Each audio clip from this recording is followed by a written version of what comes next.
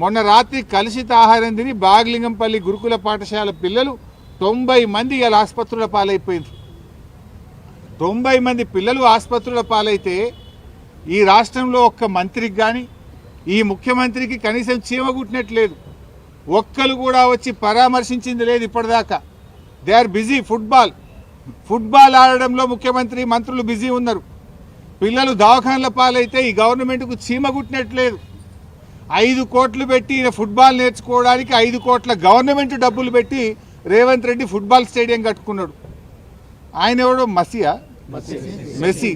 ఆ messy వస్తాడట. మెస్సీతో football ఆడడానికి ఈ మేస్త్రి ఫుట్బాల్ ఆడడానికి సింగరేణి పైసలు బడా కంపెనీల మీద ఒత్తిడి పెట్టి 100 కోట్ల రూపాయలు ఖర్చు పెట్టి ఈయన ఫుట్బాల్ షోకు తీర్చుకుంటుండు. ఆ 100 కోట్లతోని ఓ మంచి హాస్టల్ కట్టు, పిల్లలకు కడుపు నిండా అన్నం పెట్టు, ఓ స్కూల్ కట్టు. నువ్వు సిఎస్ఆర్ డబ్బులతో, సింగరేణి డబ్బులతో, ప్రభుత్వ డబ్బులతో స్టేడియాలు కట్టుకునేంది, ఈ ఫుట్బాల్ షోకులు తీర్చుకోవడం ఏంది?